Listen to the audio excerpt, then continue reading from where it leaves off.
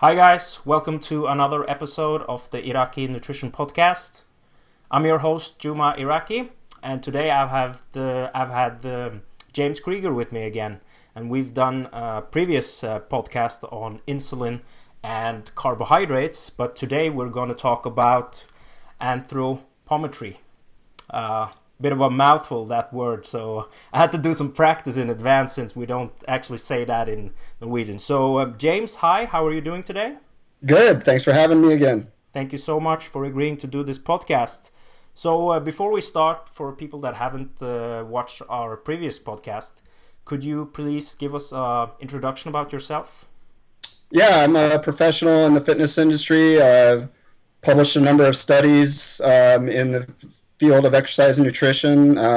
Some of my co-authors are guys like Brad Schoenfeld, Alan Aragon, Brett Contreras, people like that. I have a website called Weightology, and I've been involved in the fitness industry. Wow, since the 90s. I have a master's degree in nutrition and then a second master's degree in exercise science. So yeah, I've been involved in the industry quite a while now. Excellent. And you've competed yourself? Yeah, I competed in a men's physique show last year, so not sure if I'll do it again, but it was a nice experience to do it. So Interesting. And I've heard some rumors that you consumed a lot of Greek yogurt and whey protein during your pre-contest diet.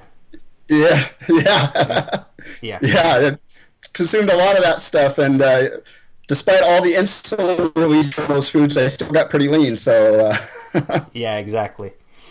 So today's topic is, like I said, anthropometry, and I know you have a great article series on this topic that I highly recommend people check out on your website. So I'll put it in the description below.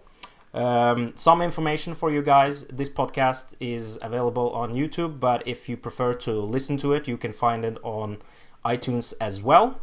So, James, first question is, could you please describe what anthropometry is and what are the most common methods that we use when we're looking at body composition?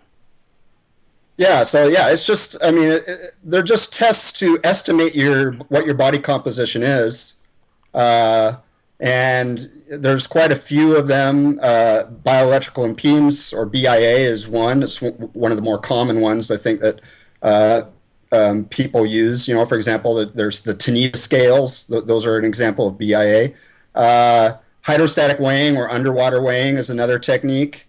Dual energy X-ray absorptiometry, or DEXA, is another one that's becoming increasingly popular, although it's a bit more expensive to do. But if you can find a place that has DEXA, you can use it. You can often have a body composition done there. You can also just get skin folds and have an estimate that way. And even there's some techniques that aren't quite very common, but that involve just doing measurements of certain body parts, like your waist circumference and height and things like that, and getting a very rough estimate that way. Again, it's not very common for you to see that, but that's even another way to estimate body composition. And also the air displacement plethysmography, or BODPOD, which is based on similar concepts to underwater weighing, except they use air instead of water. That's basically another example. So those are the most common ones that you'll find out there. Excellent. And amongst practitioners, I think the most common one is the skin fold method, even though people have, like you said, been more interested in doing the DEXA scan, but we'll get into that later. So when we're talking about these methods to do these measurements, are we actually looking at measurements?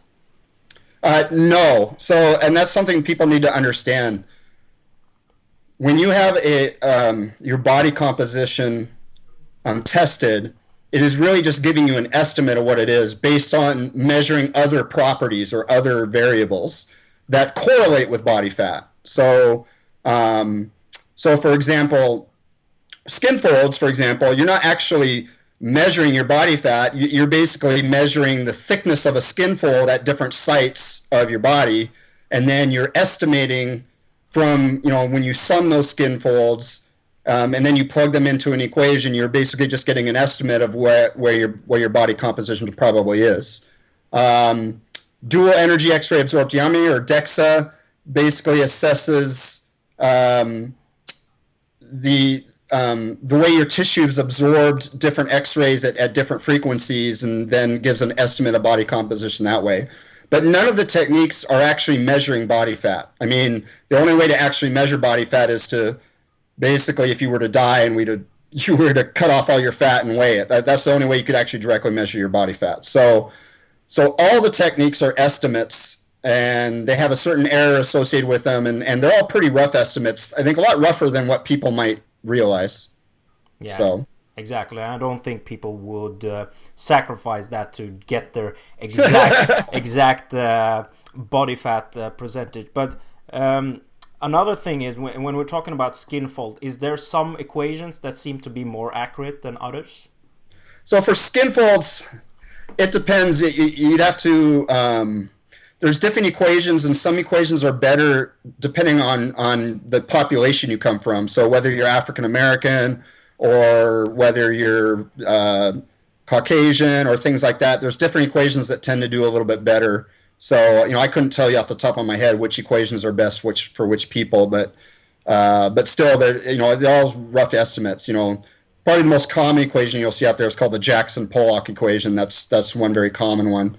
But I know in some research, and it's been a while since I've looked, Jackson-Pollock doesn't do so well on certain types of populations, although I don't recall exactly what those populations are. So it's important, if you're going to do skin folds, that you use an equation that is somewhat relevant to the person being tested. If it's an athlete, you obviously want to use an equation that's been shown to be somewhat better for athletes.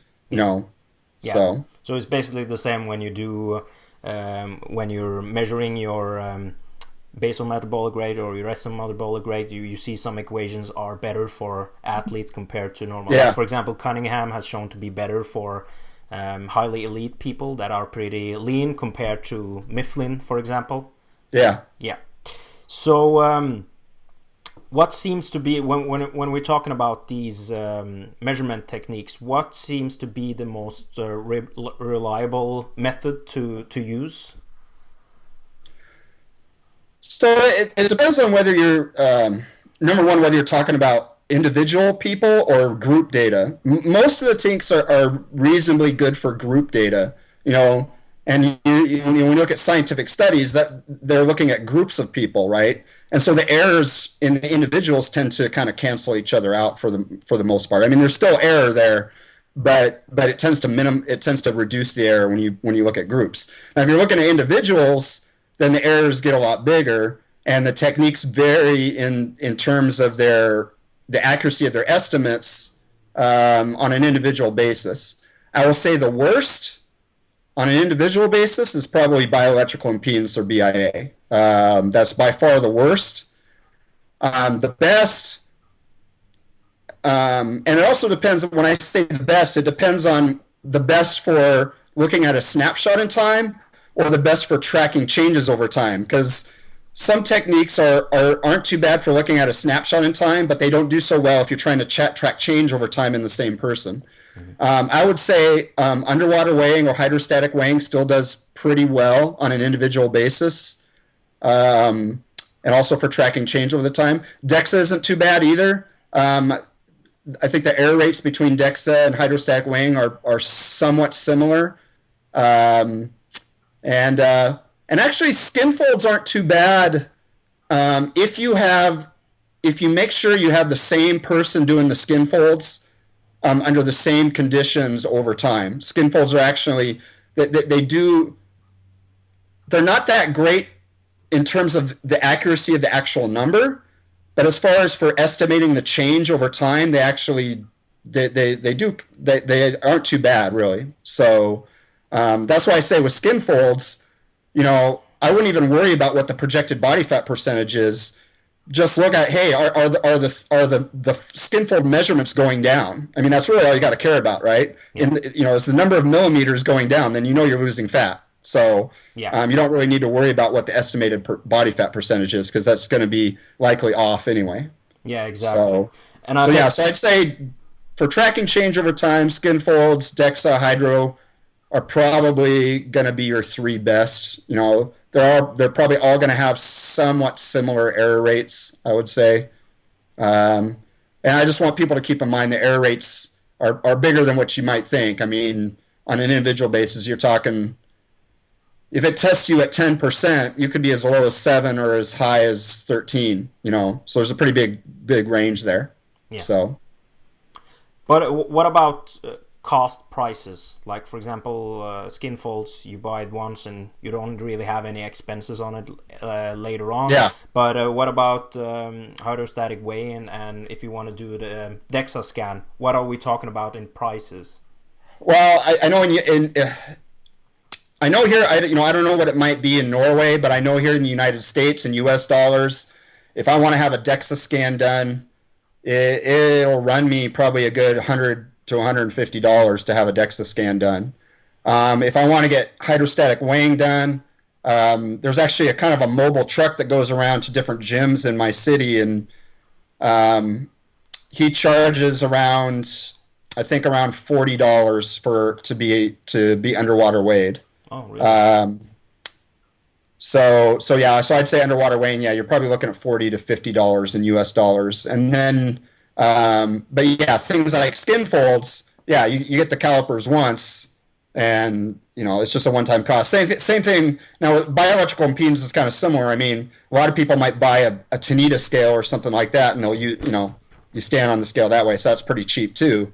I don't know how much a Tanita scale costs because I've never owned one, but Yeah. that's another example. So Yeah, I think the prices here in Norway, I don't know what it is for hydrostatic weighing, but if you're looking for a DEXA, you could probably get it around, let's see, converted into dollars, probably around $70 to $120 based on where yeah, you take it, something like that. So it's not expensive, but it's not cheap either.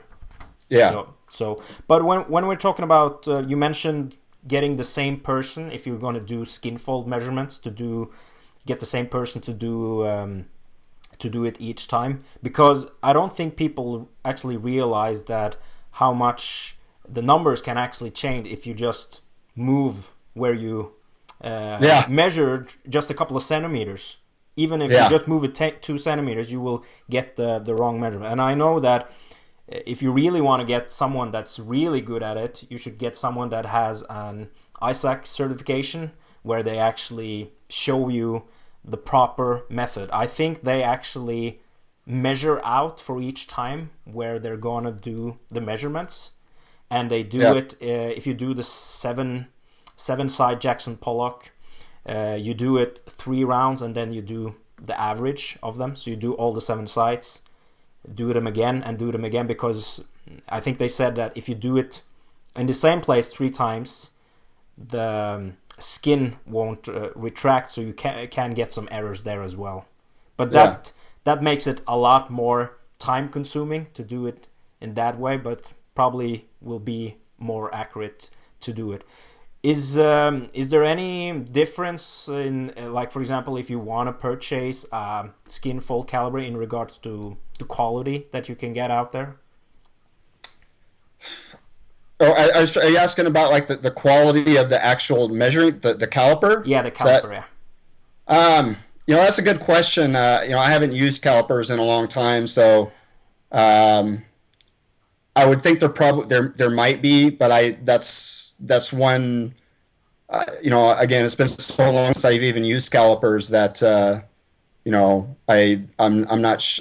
I'm just assuming there probably is a difference in quality, but I could be wrong. I don't know. So Yeah, okay. So if we're going to if we're going to focus on 2 of the measurements, the BIA and the skin fold measurement, those are probably the most popular methods that people use out there. What would you say yeah. is the pros, like if we were going to summarize it, what would you say is the pros and cons of using those 2 methods?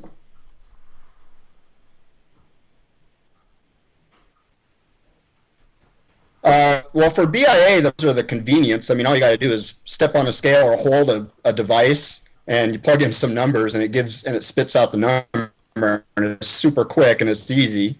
Out of all the techniques, it's the easiest one. But the cons are that convenience comes at the con of accuracy. It's going to be the least accurate method out of all of them, and the error rates can be very high.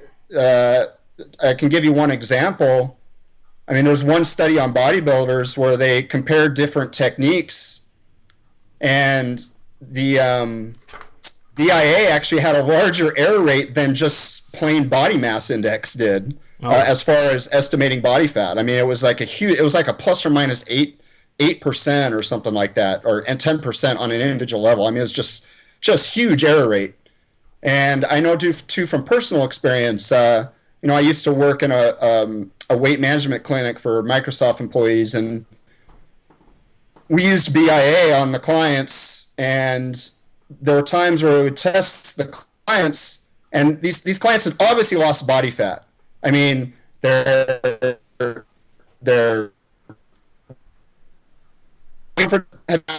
had improved in the gym, so obviously they weren't losing tons of muscle or anything, and yet the device would actually show them as increasing in their body fat percentage, and it would actually make them cry because they didn't understand that it wasn't really a rough estimate. They felt like all their hard work wasn't doing anything, but it wasn't that. It was just the device was terrible.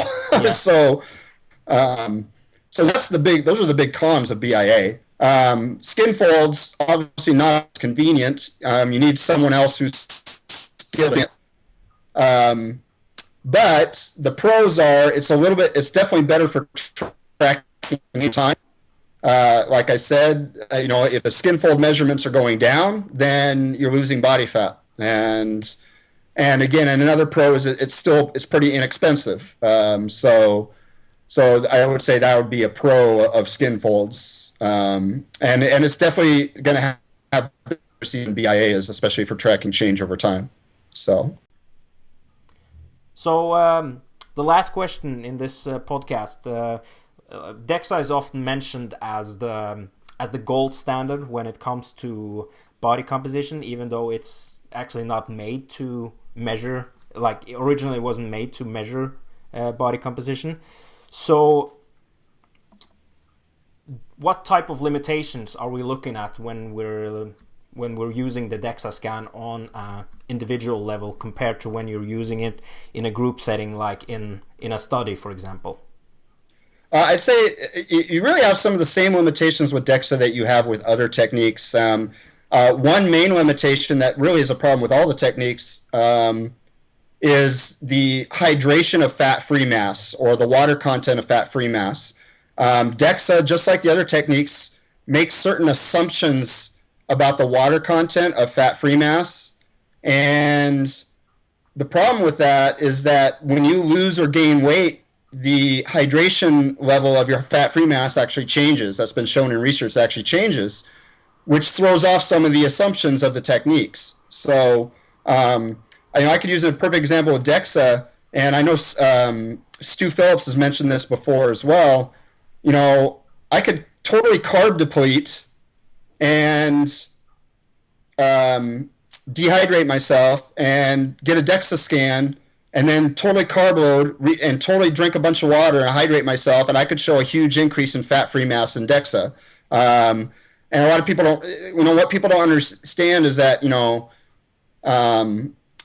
fat-free mass is not muscle. They're not the same thing. I think people tend to confuse the two. Muscle is a component of fat-free mass, but fat-free mass includes body water. So any fluctuations you have in body water are going to show up in the fat-free mass component. But also those types of fluctuations can throw off the DEXA measure. On an individual level, the error rate for DEXA has been shown, compared to really the gold standard, really would be called what's called a 4-compartment model. And that's only done in research because it's really expensive to do, because you have to have your body water tested with something called deuterium dilution, and then they have DEXA to get your bone density, and they basically separate your body into four components, which is, protein, and then bone mineral, and then body water, and then fat mass, basically. So those four components. DEXA is not a four-compartment model, and so when you compare DEXA to a four-compartment model, the error rates are, on an individual level, usually around 3%, sometimes as high as 5%. So again, if your body fat's tested at 10, you could be as low as 7, or even as low as 5. Although in most cases, you probably could be as low as 7 or as high as 13. So even DEXA, I would not consider DEXA the gold standard. It's still an estimate. It's not a bad estimate, but it's still an estimate. So yeah, those are some of the things that can throw out the DEXA scan. Just the hydration of fat-free mass, for example. So yeah, and I think that's really important information that people should know on. There is actually ways that you can manipulate the fat-free mass, and like you said, fat-free mass doesn't equate to muscle mass gain if you actually see differences there. So that's also a very good point. I think another point that should be mentioned is that if you're going to use a method, that you should be consistent with the method that you use. So you shouldn't be jumping from skin fold calibers to DEXA, or using other methods, because that will give you different numbers, and it will be hard to keep track of. And I also like you said, using a skin fold caliber, you don't really have to look at the body fat percentage changes. It just gives you an easy way to just look at the changes on the different sites, especially if you're using 7-site method, where you measure several parts of the body compared to just measuring three sites, for example. Yeah. I think, and I think not just consistency, but also making sure you've spaced the measurements out far enough. Yeah. If you're measuring them too close together, you can be well within the error rate of the technique itself. Like I said, if DEXA has, let's say a 3% error rate on an individual level, well, you don't want to be measuring DEXA every 4 weeks, because chances are you're not going to drop 3% body fat in 4 weeks. It's going to be that your change in body fat in 4 weeks is going to be much smaller than the error rate in the DEXA itself. So it's important not just to be consistent, but space your measurements out quite a ways, so that any change you see is going to be bigger than the error rate of the technique. Yeah, and especially if you're really lean, Yeah. it probably won't be able to see such a small difference if you're doing it that frequently. Yeah. Yeah. Okay, James, I think that's a wrap. Thank you so much for doing this podcast. And it's Thursday today, so I'll probably see you in a couple of days, since you're coming here to Norway at the AFPT conference. Yeah, I'm excited to be there. Yeah, well, we're flying out Sunday, so we'll be arriving in Norway on Monday. So yeah, will. Really looking forward to see you, and hopefully the weather stays as well as it has been the last week. Like we've had a really turbulent summer with you can't really plan anything. You haven't really been able to plan anything during the days in Norway, because it's sunny for 4 hours, and then it starts raining for 4 hours, and then it's sunny again. So it's just been a mess, to be honest. Yeah. But yeah, that's the life in Norway. So where can people find more information about you? You can check out my website, weightology.net. I'm actually going to be revamping the site later this year. I haven't updated in a while, but I'm probably going to revamp the whole look and feel, and I may even restart my whole subscription service. So that's just kind of in the planning stages right now. So you can check out that site. I have a lot of older articles you can check out, including my body composition technique assessment articles are on there. Or you can check me out on Facebook. Look me up on Facebook. I'm also on Twitter. You can just follow me at Weightology on Twitter. And I'm also on Instagram as well. Although I'm not there, I don't post to that as frequently. So yeah, there's a lot of different ways you can find me. And we'll be coming out with more research studies. Brad and I and others, we have more stuff in review and more work planned. So be on the lookout for more publications from us. Yeah, really looking forward. I see you guys really pumping out the studies lately in PubMed, and so great job, and really looking forward to the future studies that's coming out, and especially looking forward to meeting you in a couple of days. So James, Yeah. thank you so much, and have a nice day. Yeah, thank you. Thank you. Bye bye.